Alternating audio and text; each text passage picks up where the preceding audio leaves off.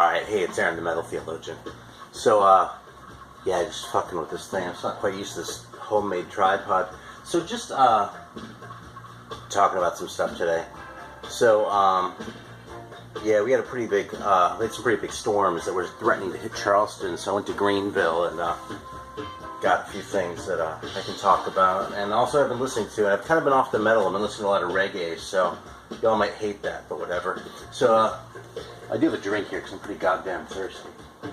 You know, I always say that, but it's usually true because, like, I wait. I'm like, I'm thirsty, but if I have a glass of water now, then I won't enjoy the drink as much. Because, so I was like, I'm always parched by the time I actually make these videos. So, you know, this is funny is when I set my drink on top of the chair, I always think of, like, the new guys. Like, you see these guys with their fucking YouTube channels, and they're all like, oh my god, you gotta treat the record super gingerly and treat this shit so, like, carefully. I'm like, man, I don't give a fuck, you know, fucking make a ring on there. That's what happens when you actually use your stereo equipment, you know, and it's not just a fucking showpiece. Anyway, I'm drinking a Grape Crush, because I don't know, man, I've been pretty into the grape sodas of late. I don't know. Ever since I had that new grape, like, a long time ago, like, that just sort of, like, reminded me of how good grape soda can be. So I've had a Grape Crush in, like, probably since I was a kid. I don't know if I've ever had one in a bottle, so I will say that it does have real sugar, but on the back it says contains no juice. So we'll see. I'll bet it's going to be delicious stuff. Juice or no juice.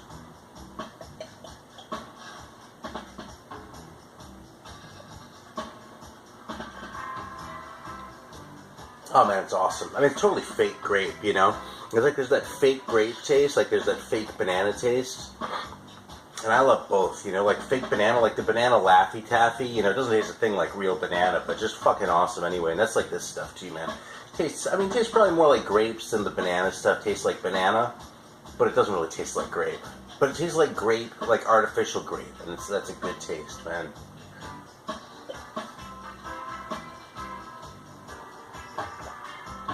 Yeah, man. This is a testament to human ingenuity. That's what it is. So right now we are listening to Prince Hammer with World War Dub Part 1. Isn't that a great cover? And this one actually has really funny titles.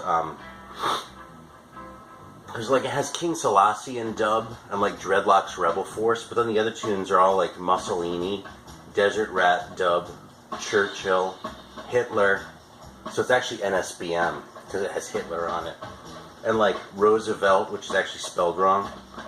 And Kamikaze dub and Field Marshal Montgomery and D-Day dub. It's fucking ridiculous, man. That just sounds like dub shit like any other shit. I wouldn't say there's anything particularly like World War II-ish about this, but it's really good. This guy actually like hung out with some of the guys in Britain. This is kind of your usual suspects on here. Ansel Collins, Errol Holt, Sly and Robbie.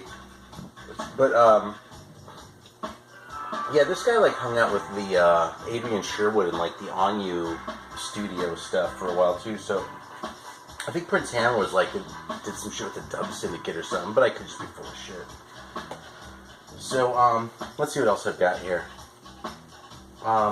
Alright, so, first of all, I said I went to Greenville. Again, this is kind of cool. My birthday's September 11th. And I happened to be up there on my birthday. And I was looking around, and I was like, well, maybe, like, I'll find something really cool, like, for, you know, my, you know, like, my cool, like, birthday thing or something like that. So I found some cool records anyway. But the real gem of the lot was this right here, man, because this is pristine. This is Sacrificed by Black Widow, and I've talked about this one before, okay?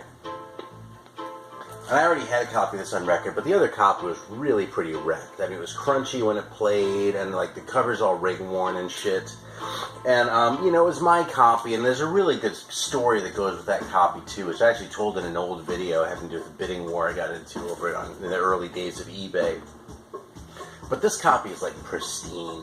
And I've been a fan of Black Widow for, like, 20 years now. And, you know, the other records... Actually, I didn't even have the second one. The third one isn't bad, but this record is just such a classic. I've listened to this so many times.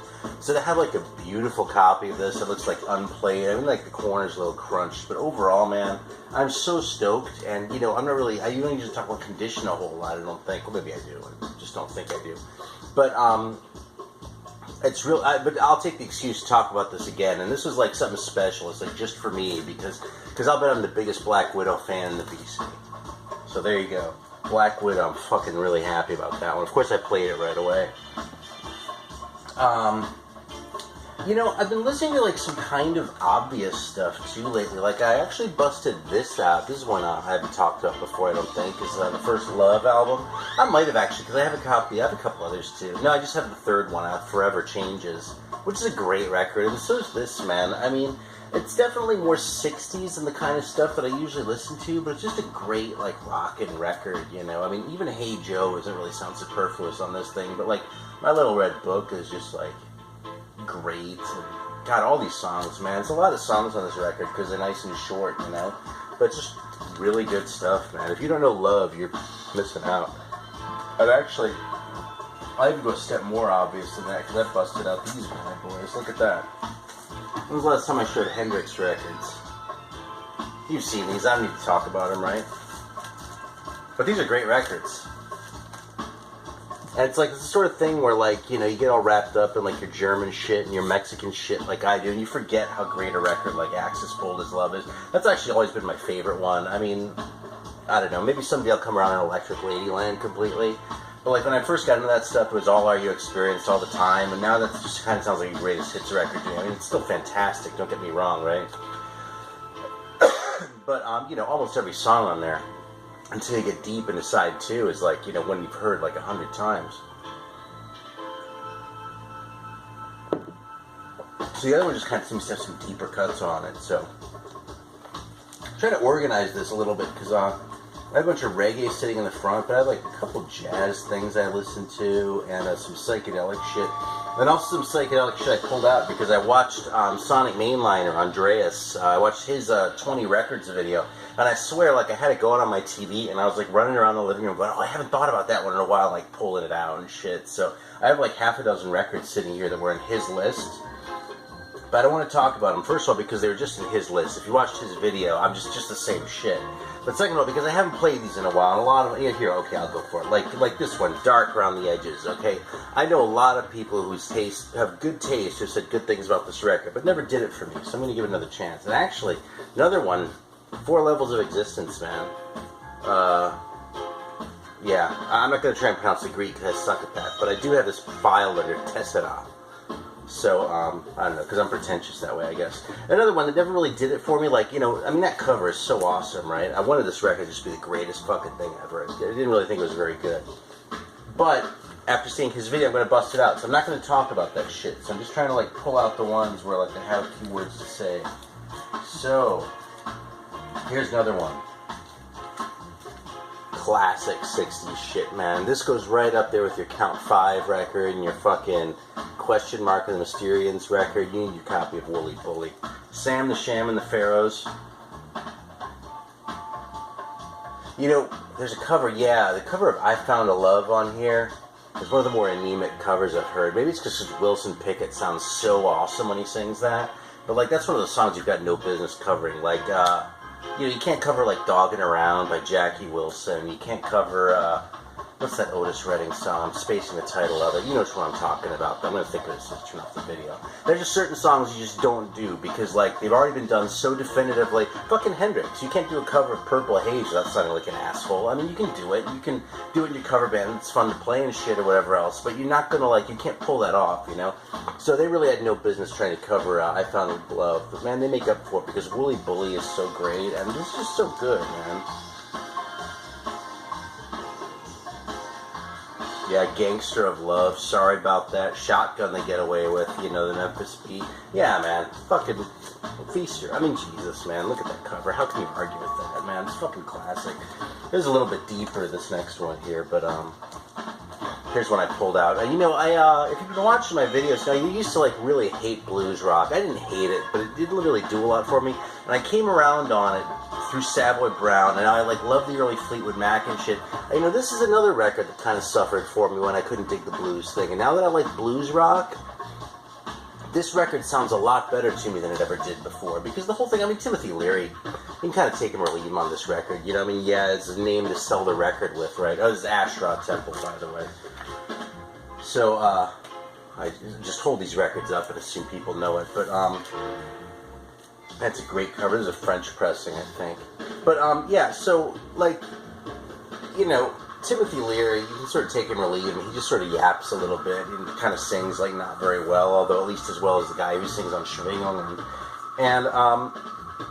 But, like, with him in the band, instead of doing, like, the full-on cosmic shit, it's like he sort of, like, lapse into this blues thing, like, on a couple of these songs. Like, the very first one, Downtown, and, God, what's the second one? See, I suck with song titles. I know the records and, like, who's on them and that, but the hell with it. Anyway, now that I, like, appreciate the whole blues thing more, this stuff just sounds better to me than it did. So, I don't know, man. That was a short record. Maybe I should put this on for a minute. Yeah, I'm going to throw that on for a minute. What the hell? I kind of feel like it. No, I'm going to put in a different one. Because I'm doing the reggae thing today, and I've got another one here that is just one of the greatest reggae records ever. And, you know, everyone knows about the Upsetters and Lee Perry. I think everyone who's really into it knows about the Adrian Sherwood stuff out of England, if you care about that sort of thing. I think everyone probably knows about Wackies. But I don't know if people talk about Keith Hudson enough. So I'm going to play a little piece of this. This is Flesh of My Skin, Blood of My Blood. And this record is just genius, man. But I have like half a dozen Keith Hudson records, and every single one of them is just fantastic. And they tend to be different from each other, too. But they're just great. Actually, you know which one is the weakest one? Is the one that actually came out on a bigger label, on the Virgin Frontline. He had a record, and that one actually kind of sucks. I mean, it's not terrible, but it's almost just like a soul record that isn't very good. I mean, you know, you compare it to like Wilson Pickett, it's just nothing, you know. But this record is awesome. And, yeah, it's reissued out of Germany, 74. Yeah, I don't think I'm going to get dinged on the copyright on this shit either, but this record is just so fucking good, man. Keith Hudson, all the way. So on a similar note, here's Jackie Matu. It's a terrible looking Jamaican pressing. Look how shitty the cover looks. But this is Evening Time. And this is more like a rock steady record, right? But it has some of the most used rhythms on it, like the drum song. There's another one on here, I don't remember the name of it. Maybe Full Charge, but I don't know, just because I kind of suck at this. But like, if you listen to like your dub stuff, and your or your DJ reggae, like, you know, Prince Farai, U-Roy, that stuff, you get a lot of like the, you hear a lot of the rhythms used over and over again. You go back to the Rocksteady records, and you start to find the originals. It's a lot of fun to like dig that shit up, man.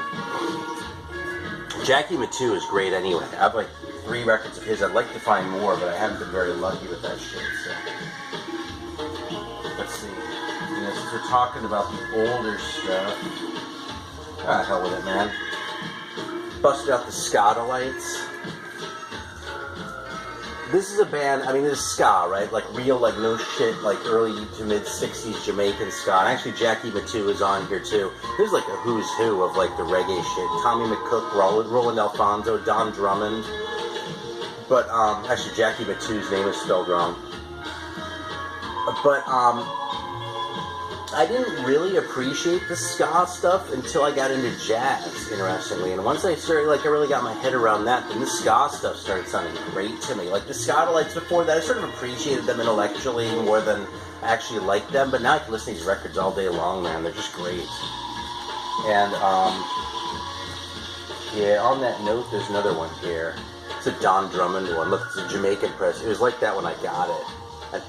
So, yeah, it's all crappy, but, Don Drummond is fantastic, man. Great trombone player and just great tunes on that record.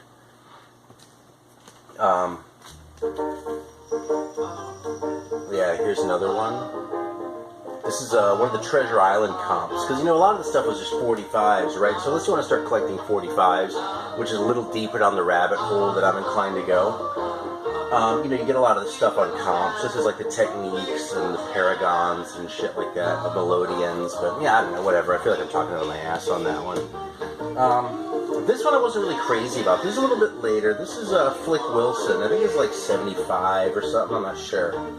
But, yeah, School Days. And, you know, there's the associated dub album with this that Scientists did. I really like a lot. But this one, I don't know. I just kind of can't really get into the falsetto singing yet much. And I like that sometimes. Like, I really like the Hugh Mundell record, Africa Must Be Free by 1983. But this one hasn't really it hasn't really grabbed me yet, so we'll see, maybe one of these days. Now, this one is one of my all-time favorites, man. This is Rico Rodriguez, and this is Man from Waireka, if I'm pronouncing that right. And it's just awesome. It's all instrumental. It's 8 songs, no, it's 9 songs, I guess. But it's like heavy on the trombone, because that's what Rico's playing, right? But it's just great, man. I mean, every song was just fantastic. And this is actually an island record, too. I mean, this is a reissue, right? But that kind of gives you an idea, I guess, you know? They got a relatively big release as these things go. Here's the dub album, too. It's, you know, the dub versions of the same songs. I think I'm sniffling a lot, but it's because I'm getting over a cold. Alright, here's one. This is a guilty pleasure, man. Maybe I should put this on for a minute. Okay, this is like late for my taste in reggae. This is 86. And this is like all computers, but it sounds so like quaint. This is Prince Jammy, who made some great dub records like in the 70s and early 80s. But this is computerized dub. I mean, I'm going to throw this on for a second. A lot of these rhythms got used a lot too, like in the later shit, which I don't really dig anyway, like all this sort of computer reggae shit. But this one, man, I don't know, is like he programmed the shit into his Casio or something, and that was that. Let's see if I can find the inner for this thing. Yeah, this is such a cornball record, man. Like, I don't think I can even recommend this one. I'm just putting it on, like, as an educational thing. Because this is really kind of a bullshit record. I mean, I almost said it's a piece of shit, but it's not a piece of shit. It's just that it's kind of bullshit. But I'm a sucker for it, man. I just eat the shit up. So this goes in along with, like, that Mistreated premiere intervention record and shit like that. So yeah, let's see. I've got a couple jazz records here. Listen to this. It's so fake sounding. Look at the hand claps. God damn, you gotta love it. All right, Michael Prophet. This is a really solid roots record. It's really not the most remarkable thing on the planet. It's not like the Gladiators, you know, Trench Town mix-up, which is fantastic, but it's a really nice record, you know. It's fun to listen to. Yeah, I enjoyed it. And let's see, here's another Rocksteady one, which I actually haven't played yet, that has a really outstanding cover, so I'll just let y'all enjoy that for a second. I mean, look at that. Record covers don't get better than that. That just says quality. That just screams quality. Get ready, Rocksteady, man. So, alright, so, yeah, we're getting close to, tapped out. I'm just going to show off a couple of jazz things here. This one I was really happy to see reissued. This is another one I got in Greenville. This is on Superior Viaduct out of San Francisco. They did a really nice job. This thing was really hard to find for the longest time. I've never actually held one in my hands. It's a pretty free record. If you're new to Coltrane or you don't like his later stuff, don't even bother. But this is like, you know, pretty well balanced, like John and Alice Coltrane record. Probably the only one like that, really. And it's just awesome, man. If you dig the shit, damn. There's another free one. There's also a reissue on Aramite, but it's from a private press. Byron and Gerald. It's Byron Morris and Gerald. I don't remember his last name. Because I don't really know these guys. I kind of got this because the cover was so good. And because I trust the label, and sure enough, it's a great record. I mean, that's why I buy things by label, right? So yeah, just 2 sidelong tracks, and it's pretty free. It's not like insanely free. I mean, it's like pretty listenable, but it's definitely free jazz, you know? But just solid, man. Really cool shit. This one's a lot more like sort of a laid-back, like electric one. It was the Washington Suite by Lloyd McNeil. And And this is more like, I mean, it has the electric piano, which is already kind of sound defining to my ears anyway, but it's really good. There's one tune on this that's like a quartet, it's like reeds, and it's like, it's really interesting. I mean, it sounds like a reed quartet, which I guess is some ballet or something like that. But for the most part, there's just like an easygoing, like 70s jazz thing. If you hate electric piano, don't bother. And I used to, so I understand. But if you can dig that, man, and you like the fusion stuff, this is on the jazz side of that. It's really more pure jazz than fusion, but it kind of has enough of that sound that it might draw you into that direction if you're wanting to sort of move from the fusion more into the pure jazz, if that makes sense. So yes, that's really about it. I'm just going to show one more before I get off. That's I pulled this out. This is from my very puny collection of Zeke the Vinyl Geek records, okay? But I put this on a few nights ago. I love this, by the way, Jimmy Rogers.